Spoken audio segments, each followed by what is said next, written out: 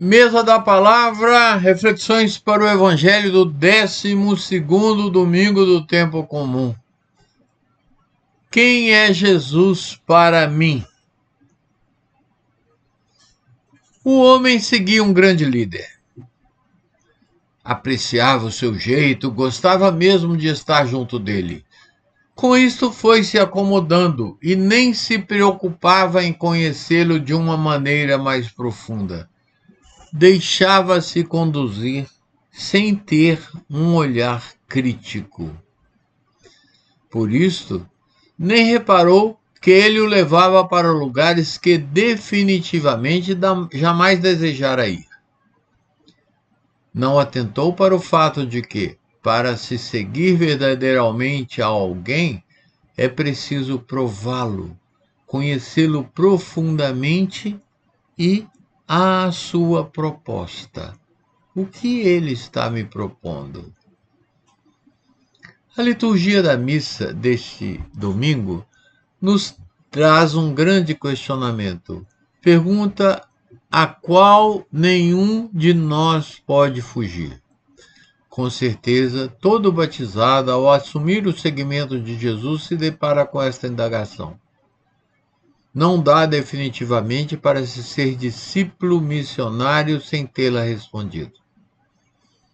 Ser cristão implica em dar ao Senhor, a quem se segue, a resposta que Pedro deu.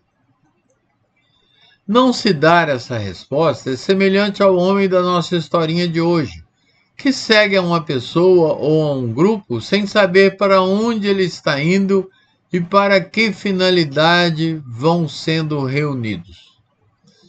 É bem provável que este líder terminará por levá-lo a lugares ou situações que não gostaria de viver. Jesus sabe que para segui-lo é preciso conhecer primeiro quem ele é e por isso indaga de uma maneira muito assertiva. Quem você diz que eu sou? Faz esta pergunta a cada um que se aproxima dele. Respondê-la dará o verdadeiro sentido à missão. Reparemos que ele questiona os discípulos em grupo, mas as respostas ele as requer de maneira pessoal. É o coração quem responde quem é Jesus para mim. Por isso não valerão aqui respostas prontas do ouvir falar, tratadas em família, vindas de livros, ouvidas em belas pregações ou mesmo gravadas no catecismo. Afirmar que Ele é o Senhor das nossas vidas só terá sentido verdadeiro de fé caso brote do mais profundo do ser. Afinal, não nos esqueçamos disto. Quem nos sopra que Ele é o Senhor, o Cristo de Deus, é o Espírito Santo. Paulo, ao escrever aos Gálatas, reforça este sentido profundo ao qual irá nos levar à resposta que dermos a esta questão. Ele, ao nos dizer que somos filhos de Deus e que, como batizados, nos revestimos de Cristo, está nos falando que é preciso que nos cristifiquemos, que nos revistamos dele. Não está aí o sentido de nossa transfiguração? Foi isso que Jesus sentiu em Pedro quando ele respondeu o seu questionamento. A partir dessa declaração de Pedro, Jesus sente que poderá aprofundar os temas das conversas com o seu time de amigos.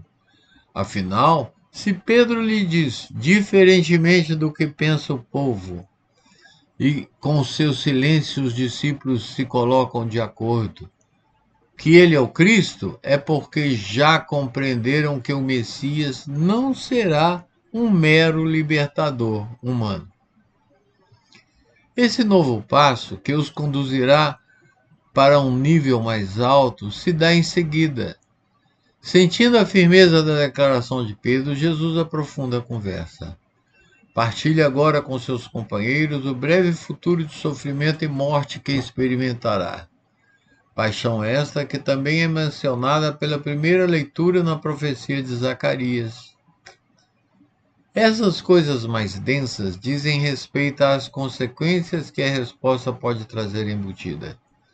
Para Pedro e para tantos e tantos que responderam ao questionamento de Jesus, ela decorreu no martírio. Vivia-se um contexto messiânico, esperava-se em Israel um guerreiro, alguém glorioso e rico em questões terrestres. Era um Deus assim que as pessoas e os religiosos daquela época, ansiosos, estavam aguardando.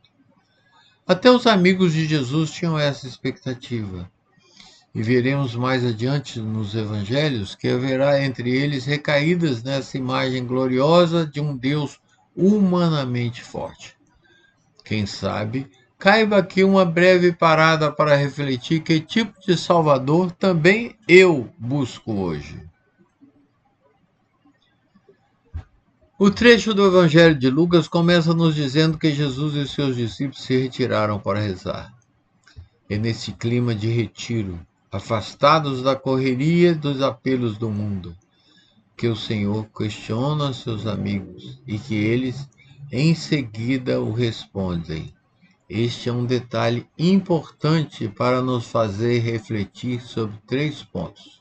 1. Jesus reza.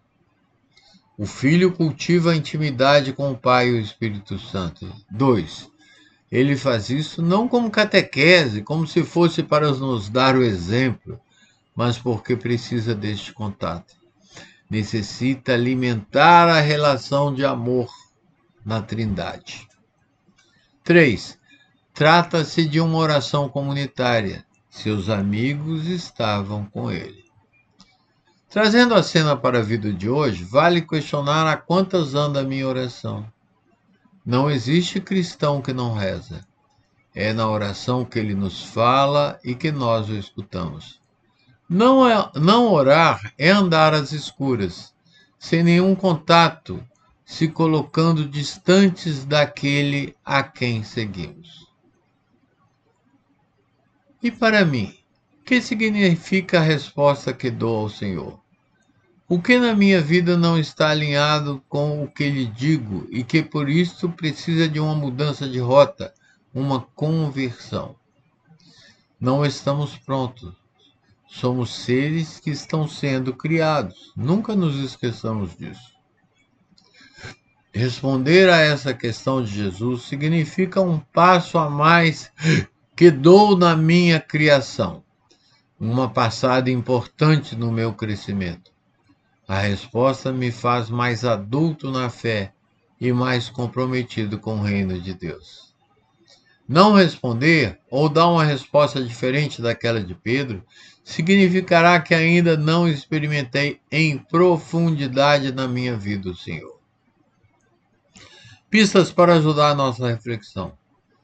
Quem é Jesus para mim? De que maneira esta resposta aparece em minha vida? Como vai a minha oração? Ela vai me fazendo mais íntimo do Senhor? Retiro-me para rezar? Rezo em comunidade? Um bom domingo e uma boa semana para todos.